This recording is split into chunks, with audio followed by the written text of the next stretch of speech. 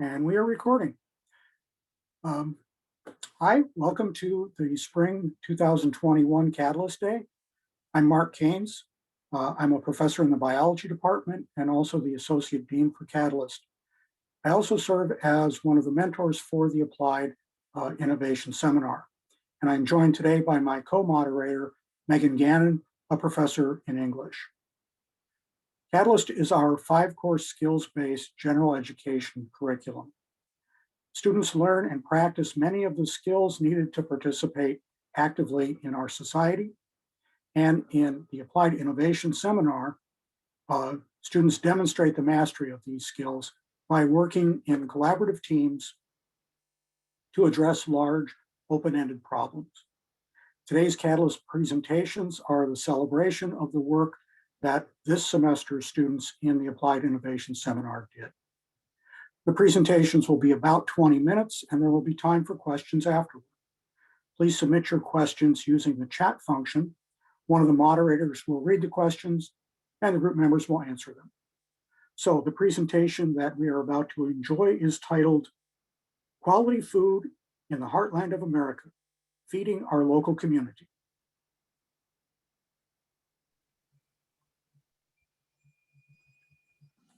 Thank you. Yeah, as previously stated, our title is Quality Food in the Heartland of America, Feeding Our Local Community. Hi, I'm Abby Anderson. I am a double education major in early education and physical education. Hi, I'm Maddie Ryback. I'm a theater major. Hi, I'm Lori Hess and I'm a psychobiology major. Hello, I'm Michael Burke. I'm a business management major. And I'm Jacob Zilke. I'm a business management major and music major. In the ever-advancing world that exists today, many are hesitant to acknowledge that basic human needs are still not being met. Be it shame or arrogance, the problem of perpetual hunger is one that has fallen through the cracks. The silent killer that is hunger can cause many negative health implications and spread farther than the illnesses themselves. Diseases such as hunger and malnourishment often become generational struggles. The problem of food insecurity is far-reaching throughout the world as a whole, but is especially prevalent in the small rural communities of Midwestern America. The small towns that dot America's heartland, once shining beacons of American prosperity, have since gone dim. The rise of rural poverty, spurred on by many social and political actions, has stifled food security for millions, leaving many to wonder where their next meal will come from. Our project addresses the scarcity of food and lack of food pantry resources in small communities, using Ripon as our prime example. We will then provide solutions with the goal of reigniting the dying flame that exists in the hollowed Midwest. We'll be discussing the effects of food insecurity on the population, but it is important to look at just the quantity of food available, but also the quality of the food available. The quality available has had lasting health impacts on the population. As seen in the first graphic, obesity rates have been increasing and are predicted to continue to increase over the years. Obesity has been directly linked to cardiovascular related deaths and strokes. Eating energy-dense, high-calorie foods have been linked to obesity. This is especially problematic for lower-income families or families with food scarcity because those kinds of foods are high energy and less expensive. Because of this, these families will be more likely to consume these types of food in large quantities. This can lead to weight problems, heart problems, along with many other health conditions, including diabetes. Diabetes in the United States is increasing steadily as well. Diabetes, especially left uncontrolled, can lead to a variety of health issues within the body. This, along with obesity, has a direct impact on poor quality foods being consumed in large quantities. As can be seen in the last figure, malnutrition can also cause a variety of health effects on the body. It can also cause neurological deficits in children. This has been studied in many lab settings. When testing was performed, malnourished children had deficits in working memory, attention, and learning, as well as decreased performance in some tests of visuospatial abilities. This will directly affect the child's abilities to learn, as well as other health problems. Another large problem we had to look at was the ability to afford food. This graph shows the poverty guidelines for a family of 4, which is going to be our example family for our presentation. And as you can see, the poverty guideline is $26,500. So the real question is, can people actually afford food? So here's what the USDA recommends for purchasing food for a family of 4. So they go from thrifty, which is about $131 to $150, all the way up to a liberal spending, which is about $255 through $299. For our purposes here, we're going to use about $157 a week. So if you're out there and you buy groceries, just think about what you buy in a week for food in general and see how that compares to this budget that the USDA recommends for people purchasing food that have 4 people in their family. So that works out to about $8,200 a year. And if we think back to that poverty guideline of $26,500, that's about 31% of their income spent on food, which is a large portion of a low-income family's budget spent on this necessity. One of the existing solutions we took a look at was the Supplemental Nutrition Assistance Program, more commonly known as the SNAP program. SNAP has been around since 1933 when it was created as part of the Agricultural Adjustment Act to help U.S. citizens combat the effects of the Great Depression. SNAP gives money to those with low incomes to help pay for groceries. The amount of money you receive is directly related to how much you earn annually, so those with lower incomes gain more benefits. The money you receive is loaded onto, oh my goodness, an electronic benefits transfer card, which is commonly known as an EBT card. And those that benefit from SNAP can use that money at grocery stores and now fast food places around the country. The SNAP program is a really common program. About 1 in 9 residents from Wisconsin benefited from SNAP in the year 2019. And the benefits of SNAP make it so that lower income families don't have to worry about groceries as well as utilities and rent. So they don't have to worry about when they're going to get their next meal. Despite all of these benefits, though, SNAP does have its drawbacks. SNAP benefits used to be under much stricter regulations. There are rules on what you can and cannot buy. There still are, but they kind of pulled them back a little bit, so they now allow for the purchase of fast food. I don't believe this is a problem in and of itself. People should always be allowed to have the freedom to choose what they can and cannot eat. And putting blocks on what types of food people can't buy with SNAP is not going to fix the biggest thing that's holding SNAP back, which is education. When it comes to financial problems, just throwing money at a problem won't fix that problem. There needs to be an educational aspect of it. And so without proper education on subjects like meal planning, budgeting, nutrition, or even how to get SNAP benefits in general, families will tend to turn to cheaper, easier, and more available options such as fast food companies. Fast food companies tend to locate in places where there are lower income families in hopes of getting good business, which they often do. Because of this, it's really important for everyone to receive an education on nutrition, meal planning, meal prep, time management, and so they'll rely less on fast food and more on the food they make at home. One of the most important questions you should ask when looking at this solution is, how have SNAP benefits changed? And in short, they really haven't. Besides the aforementioned change in what can or cannot be bought with SNAP benefits, really the most change we've seen in the SNAP program has been that. On the surface, it looks as if people are getting more money from SNAP benefits every year, but when you take inflation into account, the amount of money people receive really doesn't increase that much.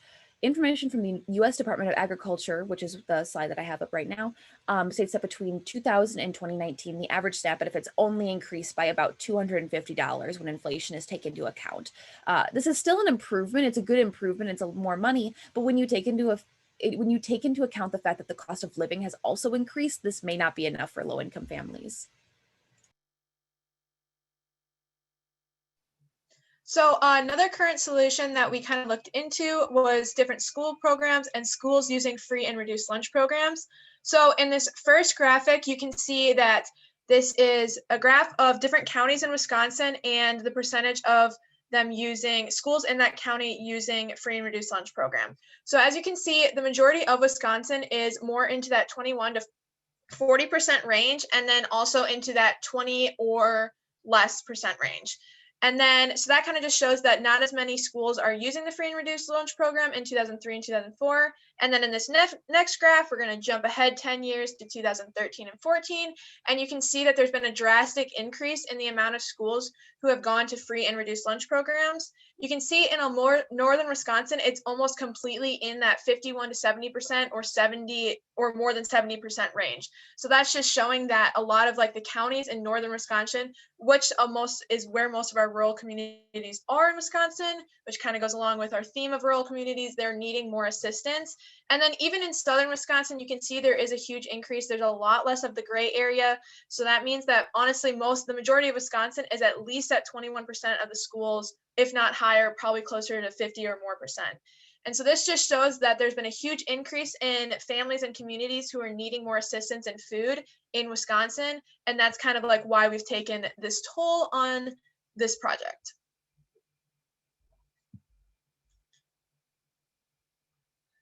So for one of our applied innovations, we kind of want to incorporate more knowledge into the school districts and different lessons and things like that. Kind of like Maddie had talked about with SNAP, one of the biggest issues is a lack of education.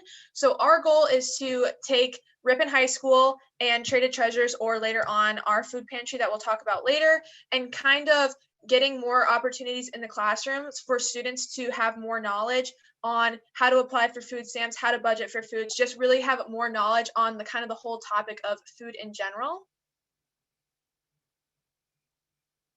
So we kind of made an example unit and lesson plan. So we kind of took, what our plan is to take already existing classes and create units and lessons and incorporate that into their yearly plan to kind of give students more exposure to these things.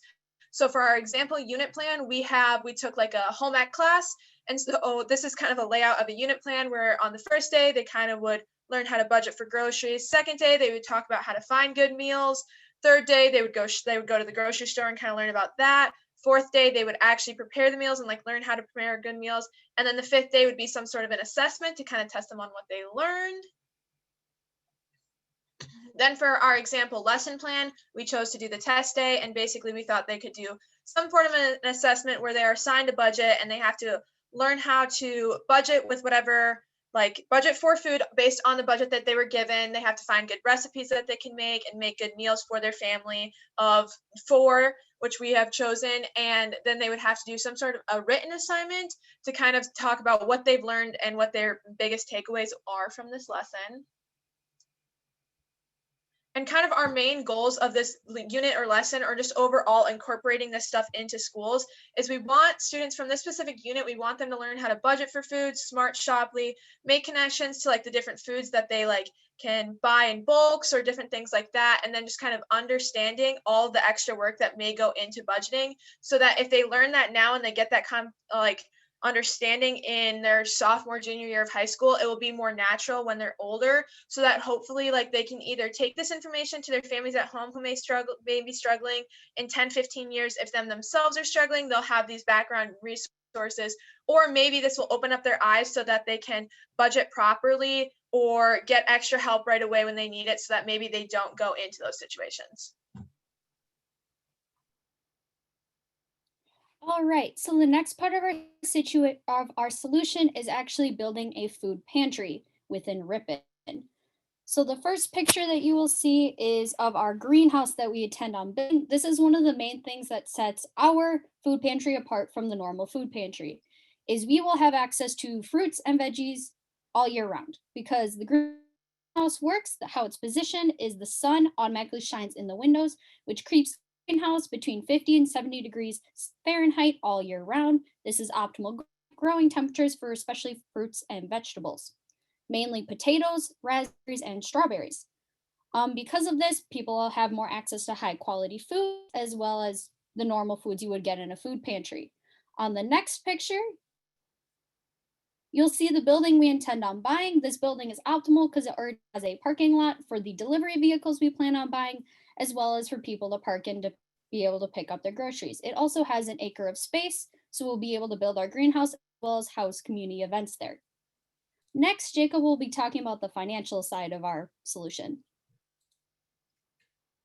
Obviously, we have to fund our endeavors somehow. It would be unethical and kind of against the point we're trying to make to charge people to come into our food pantry. So one of the first things we thought of was a tax. We want to create a Feeding Your Community tax based off of the Miller Park Stadium tax that was implemented before it was built in 2000. So basically, this stadium tax increases sales taxes around the surrounding communities of Milwaukee in this instance, and raised them anywhere between 0.1% to 0.5% extra. And when it was calculated per person, how much everyone actually paid per year, it was about $10 a person extra. This $10 per person extra raised millions and millions of dollars for this stadium. And they actually just ended it in 2020 because it raised so much money that they're set for years to come. So we really want to implement this somehow. And if we would charge everyone $10 extra in tax every single year due to sales tax or a different type of tax, we'd have about $760,000 in Fond du Lac County. This is based off of the amount of taxpayers that are in Fond du Lac County. And with this $760,000, we'd like to fund a few food pantries. One thing we wanted was ease of access for people anywhere in the community. So obviously having one food pantry would not be useful. We either have to drive long distances to drop off food, or people would have to drive long distances to us. And we can't expect everyone to have that time or the transportation to be able to get the food they need. So our portion of this would be about $150,000. And you may be wondering, what are we probably going to buy with that? Well, to start, we would buy a greenhouse. This greenhouse is estimated to cost around $45 a square foot. So depending on how big we end up making it, we're looking anywhere between $5,000 and $10,000 with everything that goes into it, buying plants, buying the materials, and having someone come and build it. Our building, which you might have noticed, was the old Alphagones building in Ripon. This would be about $1,500 a month for a mortgage if you use the standard interest rate in today and a 30-year mortgage. This would be easily covered per year by our portion of the taxes. We also want to buy vehicles for transportation. We know that some people don't have vehicles, like I said before. So hopefully within a radius of our food pantry, we'll be able to deliver lots of food or possibly bring people to the food pantry for some of our community programs. And the biggest thing we want to buy is food. A study done showed that $1 of food, or sorry, $1 can buy 12 pounds of food. And that was done by Feeding America. That's their goal, and that's usually what they can purchase per dollar, which is amazing. So if for some reason we can get really close to that goal, we could probably buy 852,000 pounds of food with the money that we have left over, which is about $71,000 after we calculate for everything else. Obviously, we're probably not going to get quite here since we're in a smaller community, but anywhere close to this, even 10 pounds of food per dollar, even 8 pounds of food per dollar is incredible. That will help us feed tons of families around our area. So a general overview about our plan. First, we need our building. Like I said, this is the old Alphagones. And as Lori stated, it has a kitchen, it has enough space to hold our events, and has enough space to educate the community on what we want to educate them on. We will then implement our greenhouse, either behind or next to this, where we will grow vegetables and fruits all year round, which will be able to sustain our food pantry for the whole year.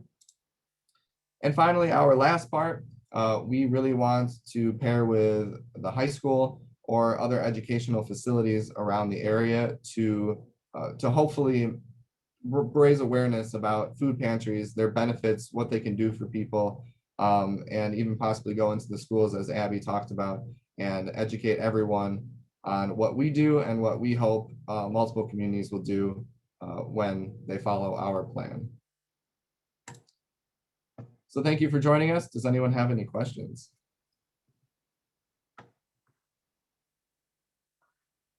Thanks very much.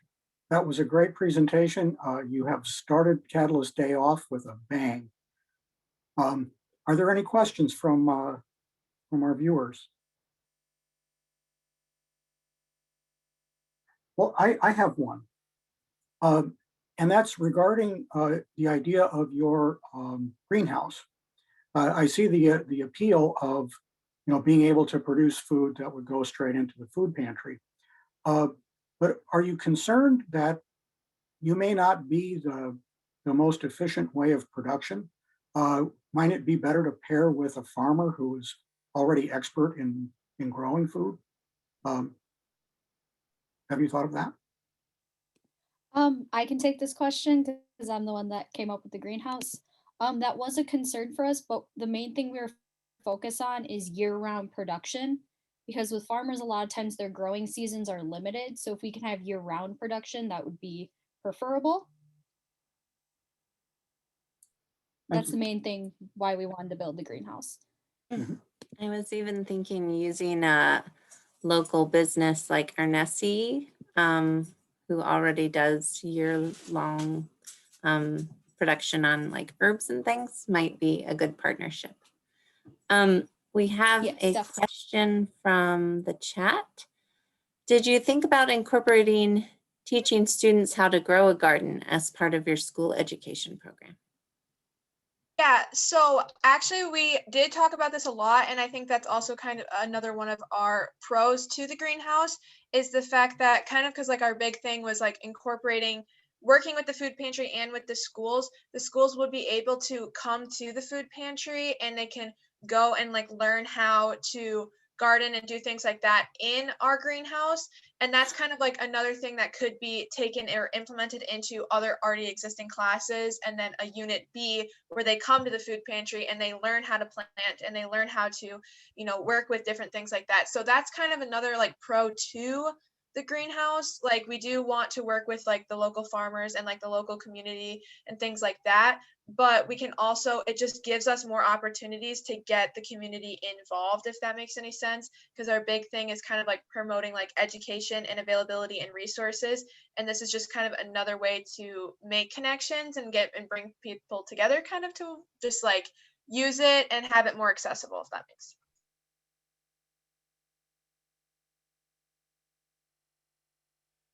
I have another question then. I really like the idea of the delivery option. And that's a way to get food to people who perhaps don't have transportation to get to your food pantry. Have you given any thought to how that might work? Would people order what they need, and how would you deal with the issue that most food pantries have of kind of changing stock depending on what kind of donations they have? Right, I can definitely take this question. One thing that's done around the area is pre-packed meals. Basically, when they deliver, there is one basically lunch bag that they deliver, and everyone gets the same thing.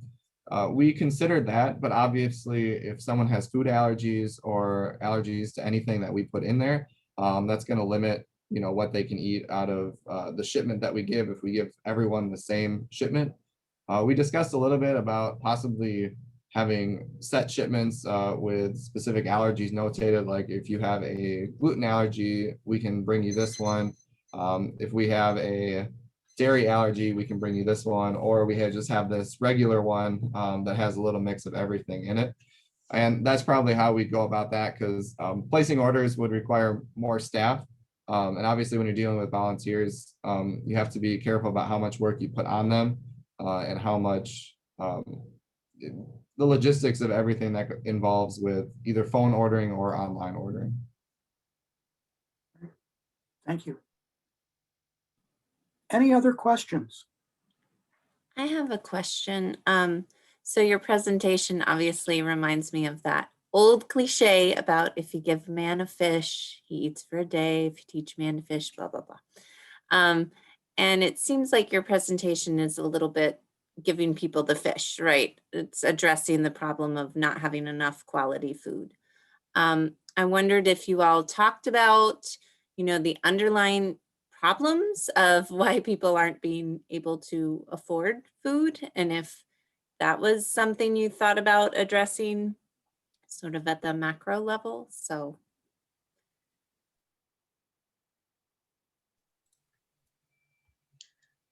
I guess kind of we had discussed that a lot, and maybe Jacob kind of knows a lot more about that specifics, but I think kind of our group decided to go in this direction because we thought that this was like almost on a smaller scale of something that we can genuinely help with.